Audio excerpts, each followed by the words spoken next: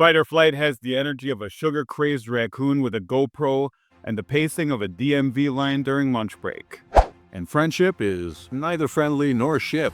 Welcome to the very first episode of the Grail Guys presents Cinema Jones and the Last Movie Crusade, the movie review show where one of us reviews a movie and the other one shits on that review if he can. I'm Sir Robert of Redford. And I'm Sir David of the Davenports. You're strangely dressed.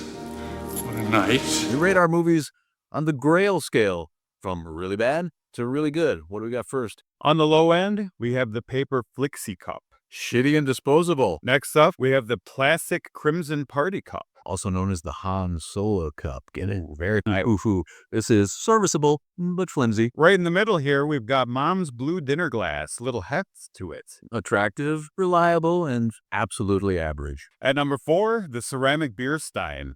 Solid, strong, very handsome. Just like us. Last but not least, the creme de la creme. The crystal chalice. Opulent and decadent, the holy grail of movies. Excellent.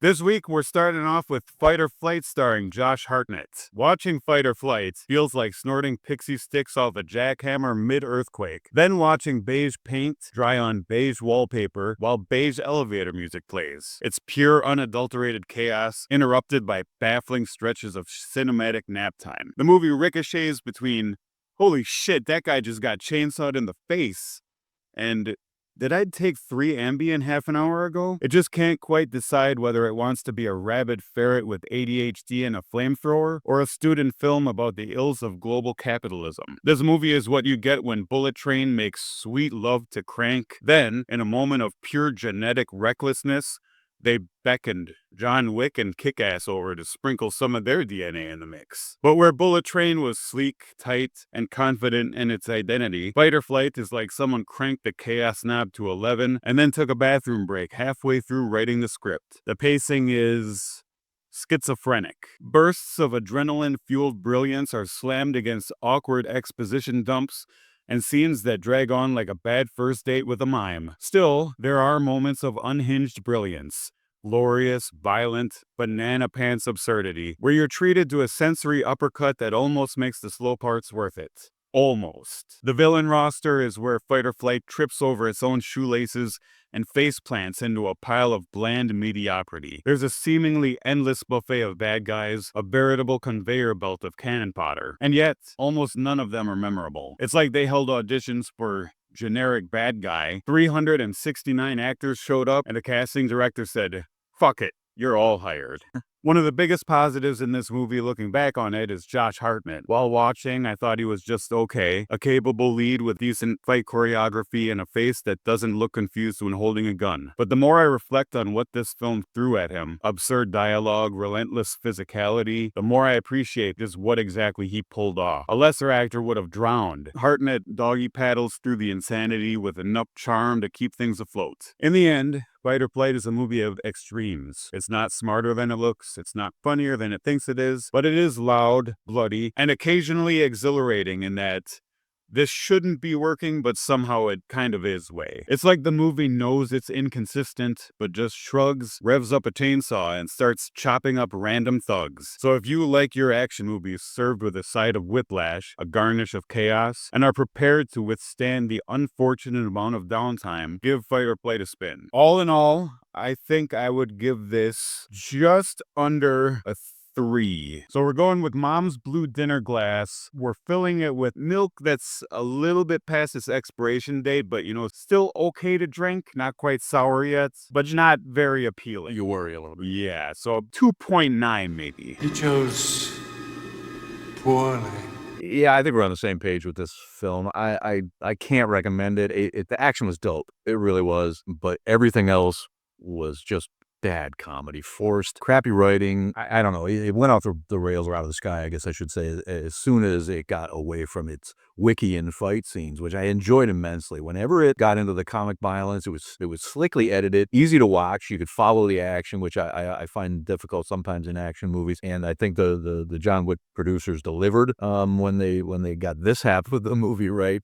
But the rest of it, like you said, it's beige on beige on beige. And I have the same comment off Hartnett. You know, in the beginning, I'm like, oh, God. And it wasn't him. It was the writing. And I think he was game, as was the entire cast. Katie Sackhoff, Charithra Chandran, who makes me wonder if they called her Urethra in high school. They really, really tried, you know, and they brought a lot of chops to what was just kind of pedestrian comedy when it wasn't about the comic violence. I especially liked, what was his name? The guy who played the Spanish assassin, one of the first assassins we see in the movie, a Spanish guy who dreams of being a star, right? He wants to be an entertainer, but he's got to do his job. And he stole the scene he was in. The way Hartnett takes him out is gruesome. Much of the movie is gruesome. Yes. But it's gruesome in a really comic way. Right. And again, if you don't mind, and I don't mind I'm watching a movie where somehow somebody got a chainsaw on a plane, right? And every assassin in the entire world managed to get on one flight from Bangkok. And why do they use Bangkok other than let us say the word Bangkok? They completely waste the location. It's like a bar, an alley, and, and a city view. It's like, could have been anywhere, you know? They wasted a lot of chances with this one, and the action to me wasn't enough for me to recommend it entirely. A little bit tougher on it than you were. I give it a Han Solo cup, a flimsy but serviceable 2-cup review. And I think because I enjoyed the action so much and the stars, a couple of the stars were very, very charming, I would fill my Solo cup with a positive liquid, and maybe a Solo cup full of nice Stella Artois. I give it a 2.5. But wait for it to extreme. Oh, absolutely. When you can fast forward through all the slow parts, for sure. Or go make a sandwich. Oh, forgive the intrusion, but I must beseech thee to smite yon like button with the fury of 1,000 dragons. Subscribe for more pompously pretentious movie ramblings, and declare thine cinematic opinions in the comments below. And now, on with the show. I chose Friendship this week, the wacky new joint from the twisted mind of auteur Andrew DeYoung, who I know nothing about, and stars funny-looking funny man Tim Robinson of the Netflix sketch comedy show I Think You Should Leave, who I also know nothing about. The film co-stars Paul Rudd and Kate Mara, who bring weight to the marquee, and who we all definitely know something about. After seeing the trailer to this movie, I had no idea what to expect, and that's exactly what I got, David. It's billed as a dark comedy, which in my day was called a black comedy, but of course that was before Tyler Perry hit the scene. Black comedy, dark comedy. In the way, I'd probably describe the style as absurdist. And I have to say, I've rarely been this entertained by an unhinged binge of cringe in my life. Ooh. Tim Robinson plays uber loser Craig, whose stultifyingly average existence has fallen into a routine of spending every evening after work in the same chair doing the same thing. There's a new Marvel out that's supposed to be nuts. We should go see that. So predictable that his wife, Tammy, Kate Mara, chuckles out loud when he suggests he might have been included in her plans to spend the evening out with her ex-boyfriend.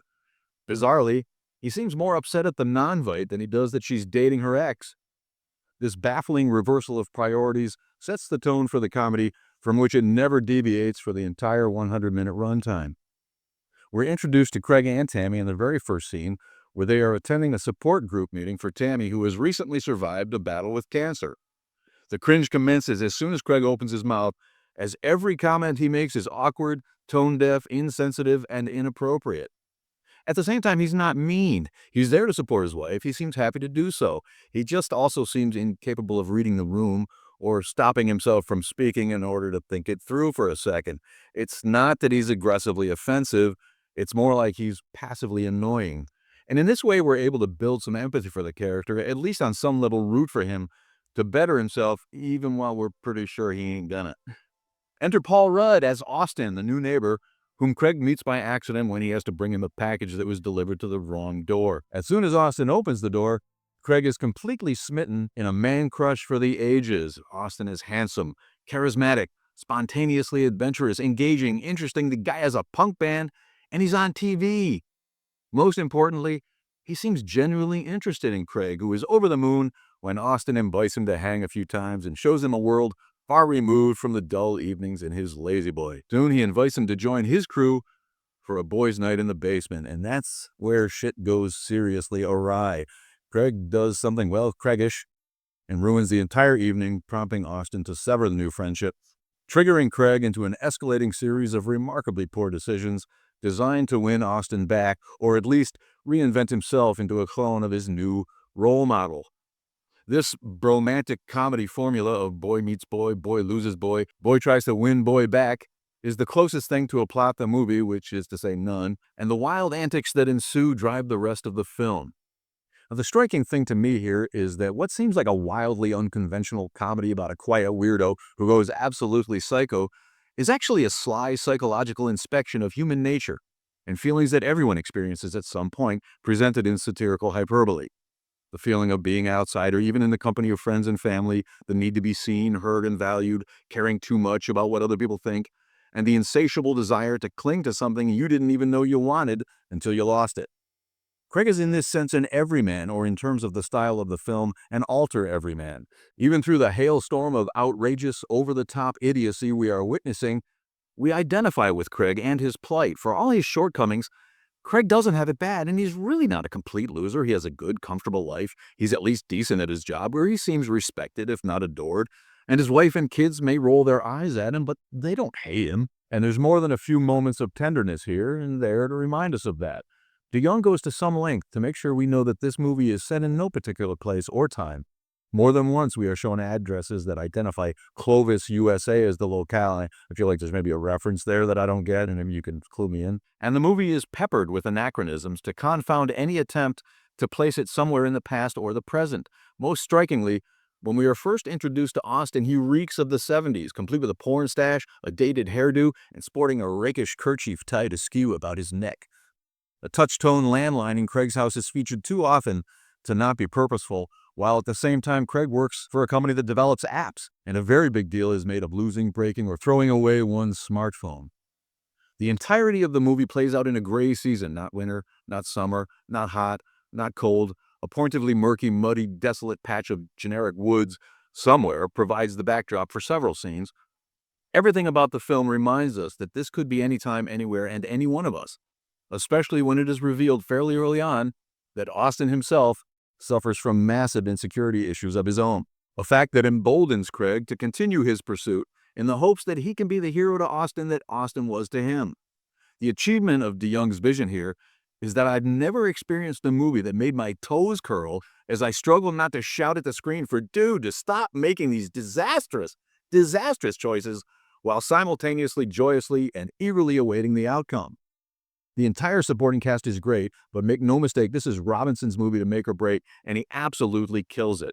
His ridiculously goofy face and idiotic gap-toothed grin are the perfect foil for which might have just been an unwatchable cringe in the hands of a different actor. But by the time the movie's bizarrely chaotic climax arrives and completes the adventure with no denouement or epilogue whatsoever, I was giddy in my seat and wishing for more. Friendship is totally unique and creatively entertaining piece of cinema, unlike anything I've seen before, and I can't recommend this movie enough, especially for those tired of formulaic Hollywood claptrap. I love this movie. David, I give this an absolutely solid Beerstein review. Oh, what are you filling the beer stein with? An appropriate fine beer. Nice. You have chosen wisely. In fact, your review, I think, kind of won me over a little bit because I initially kind of hated it a little bit. I still think I wouldn't go quite as high, but I can get on board with that. There's a few things. First, a lot of hilarious moments at the meeting at the beginning. His wife tells everyone that she hasn't had an orgasm, and his response to that is that he's had no trouble orgasm. Yes. Right. So that, I think, is what sets the tone for the whole thing, really. It's basically the same thing. He just, read the room, buddy, Yeah, and having been through chemo, she's completely might just be talking about physically, is it possible for me anymore? Not really an indictment of his prowess. Yeah. But of course his reaction is, again, just stupid. That might have been a bit of the problem for me, is I kind of went in knowing to expect that sort of thing. So I showed this guy the trailer, and like he said in the review, he had no idea what to expect at all. He wasn't familiar with Tim Robinson. So I think you should leave. I've seen almost all of it, probably. I enjoy most of it. My impression of the movie as I was watching it and shortly thereafter was that it was one of those sketches just stretched into like an hour and 40 minutes, that it didn't work appropriately for that time frame. As I said, there were a lot of hilarious moments, but a lot of things I read online, people saying they were just laughing uncontrollably the entire movie. I didn't. It wasn't that kind of movie. Right. You know, it had I thought it was fun and easy. Yes, the whole way, but I wouldn't describe it like, you know, hilarious laugh ride. Right. Some of it you just can't laugh at. It's too uncomfortable, right? Yeah. And that's the point. Yeah, there were funny in between moments. That toad ripped me off. Oh my God. The toad licking scene was good. And the subversion there, where you expect one thing and it gives you something completely different. Yeah. So that type of stuff is great. Doesn't that take a page off out of Ali G's book, where he's in a candid camera, where he's trying to, people who aren't in on the joke, and he's trying to force them into getting away from him. I read about it after I wrote the review. Yeah, I think it's kind of similar to that, where you just deliberately made things uncomfortable, Right. And the other people aren't aware. They're not in on it. Right. Yeah. So yeah, I'm a fan of that sort of thing. Like I said, it made my toes cringe, but I still couldn't wait to see what the fuck was going to happen next, because the dude just makes ridiculously stupid decisions happen to say. And that goes back to the not knowing what to expect. He has a chance to redeem himself. Is he going to pull it out? Is he going to redeem himself? I never for a second expected that. I knew he was going to just shit the bed completely, because that's the whole thing. Right. That took away from the overall effect for me a little bit. But listening to you talk about it, it had me hyped up for it again. Yeah, I would watch it again. I would, because it went by quickly. It's not overlong at all. No. And to me, it had a lot more to say than is on the surface. Yes, definitely. There you go.